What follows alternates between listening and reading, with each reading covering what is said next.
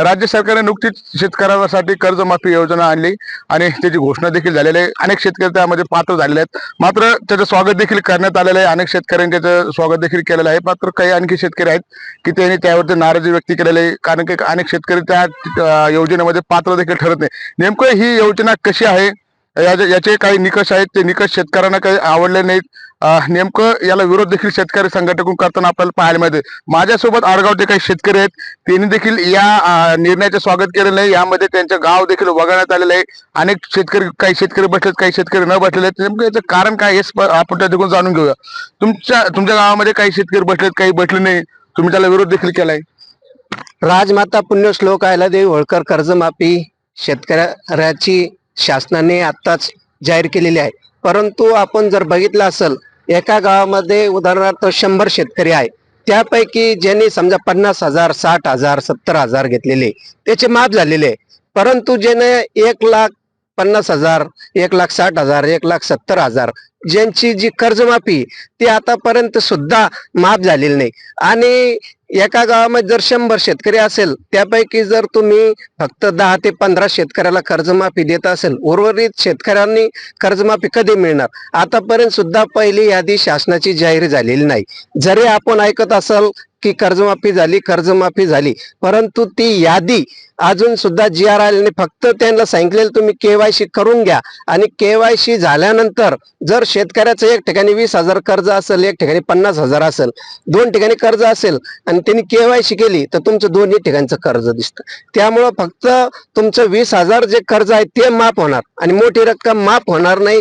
त्यामुळं सरकारकडे सगळं डाटा आहे ना, जर तुम्हाला कर्जमाफी द्यायची ना, सरसगट कर्जमाफी का बरं तुम्ही नाव देता? करायची तर सरसगट कर्जमाफी द्या, सरकारकडे सगळ्याचा बायोडाटा आहे, तुम्हाला केवायसी करायची गरज नाही। तुम्हाला जर कर्जमाफी द्यायची, तुम्ही महापुरुषाचे नाव देता, आनंदाची गोष्ट आहे, परंतु ती कर्जमाफी देताना फसवी कर्जमाफी करता व महापुरुषाचं नाव देता, ही गोष्ट चांगली नाही। नक्कीच महापुरुषाचं नाव देतात। काय वाटतं तुम्हाला, कर्जमाफी झाली का? तुम्ही बसले का यादीत? नाही बसलो नाहीये, पण आता पूर्ण गाव मिळून सनी फक्त 5-6 लोक उतरलेले याच्यामध्ये, बाकीचे पूर्ण लोक अजिबात कोणालाच काही व्हॅल्यू नाही। नंबर 1, नंबर 2ची गोष्ट अशी आहे की शासनानं 2 लाख रुपये सरसगट हे जे माफी केलेली आहे, तर याच्यामध्ये जे रेग्युलर मध्ये आम्ही कमीत कमी 80-90 लोक आहे रेग्युलर मधले आम्ही। मग आमचं म्हणणे आम्हाला 2 लाख पाहिजे ना, मग आम्ही पाप करू लोक याच गोष्टीचं।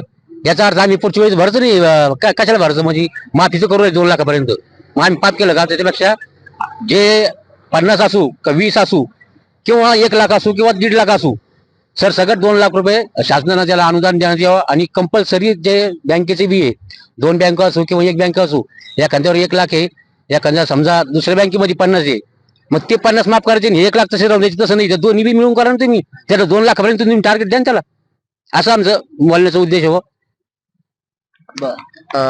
माझ्यासोबत एक तरुण शेतकरी आहे, आपण त्याची देखील भावना जाणून घेऊ। काय भाई, तुझं नाव आलं का? तुझं कर्ज माफ झाली का? कर्जमाफी आतापर्यंत आमच्या गावाची यादी लागलेली आहे, त्यामध्ये एक 8 ते 10 शेतकरी फक्त आतापर्यंत आलेले। अजून बऱ्याच लोकांची, माझी स्वतःची सुद्धा अजून त्या यादीमध्ये नाव वगैरे आलेलं नाही। आणि यादीचं नाव येणं, त्या कर्जमाफीमध्ये एवढे मोठे संभ्रम आहे। बऱ्याच ठिकाणी म्हटलं जातं का 2 लाख रुपये तुम्ही भरायचे, परंतु 2 लाखाचे वर एखाद्याचे सपोज 4 लाख रुपये, तर अगोदर त्या शेतकऱ्याकडे जर 2 लाख रुपये आहे भरायला, मग तो पूर्ण नीलच करू शकतो ना, वरचे 2 लाख रुपये तरी कशाला ये? आणि दुसरा, आमच्या गावाचा वैयक्तिक महाराष्ट्राची कर्जमाफीचा आपण बोलू, पण आमच्या गावाचा एक मोठा मुद्दा असा आहे की आमचं गाव कुठल्याही बँकेने आतापर्यंत दत्तक घेतलेले।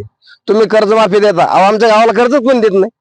तुम्ही प्रत्येक बँकेत जा, कुठल्याही बँकेत जा, आज आमच्या आजूबाजूचे गाव आहे, निपाणी आहे, भालगाव आहे, चिंचोली, या गावाचं आमच्या गावापेक्षा अर्ध्यामध्ये सुद्धा व्हॅल्युएशन नाही।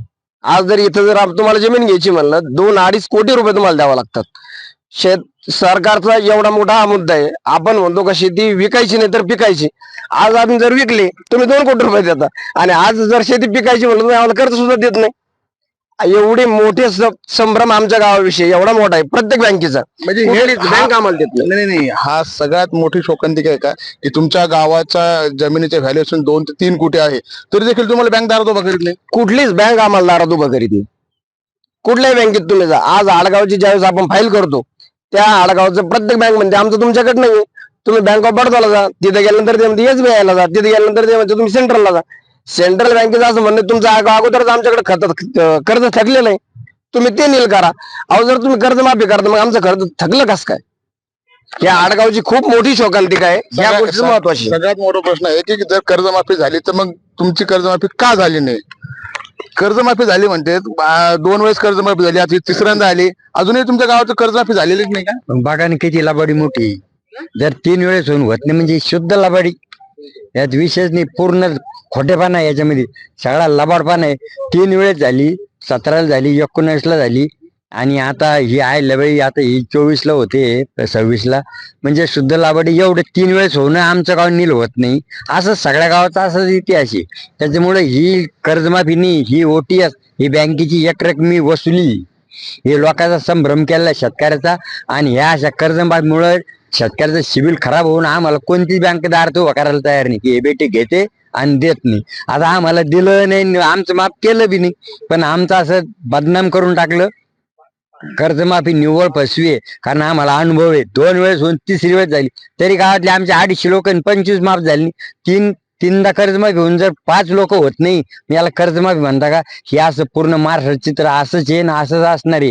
ही कर्जमाफी नाही, ही बँकेची वसुली, याला OTS म्हणलं जातं, याला काही कर्जमाफी म्हणलं जात नाही. याच्यामुळे ना शेतकऱ्याचं डिमांड कमी होऊन गेलं, कोणती बँक दारात उभा करायला तयार नाही आणि कोणी लोन देणार नाही. हे कर्जमाफी चांगली नाही, उलट आमचं इतकं बदनाम झाला का यार, किती द्या, किती यांना द्या, यांना कमीच पडतं, हे असेच आहे तसे, उलट आमचं नाव बदनाम करण्याचं कार्यक्रम या कर्जमाफीमुळे झाला. ही कर्जमाफी निवड फसवी आहे, यात काही तथ्य नाही.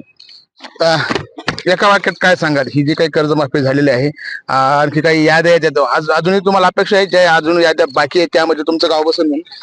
आम्हाला काही अपेक्षा नाही, फक्त एकाच वाक्यात सांगतो, लबाडाचं आमंत्रण जेवल्याशिवाय काही खरं नाही, एवढंच एका वाक्यात सांगतो. आणि या सरकारवर आमचा विश्वास नाही. आणि कर्जमाफी जोपर्यंत होत नाही, फक्त सरसगट हे नाव विनाकारण देऊ नका आणि महापुरुषाला बदनाम करू नका. नक्कीच आपण पाहिलं तर हे आडगावचे शेतकरी होते. लबाडाचं आमंत्रण जेवल्याशिवाय काही खरं नाही, ज्या पद्धतीने कर्जमाफी झालेली आहे. मात्र अद्याप या गावामध्ये जवळपास 250 शेतकरी असताना 4 ते 5 शेतकरी या यादीमध्ये बसलेले आहेत. त्यामुळे अपेक्षा हेच करत आहेत की जी काही आता यादी येणार आहेत, ज्या आणखी काही नावं येणार आहेत, त्यामध्ये इथले लोक किती शेतकरी पात्र होते हे देखील पाहणं महत्वाचं ठरणार आहे. संजय रेलेस, मराठी, आडगाव बुद्रुक, छत्रपती संभाजीनगर.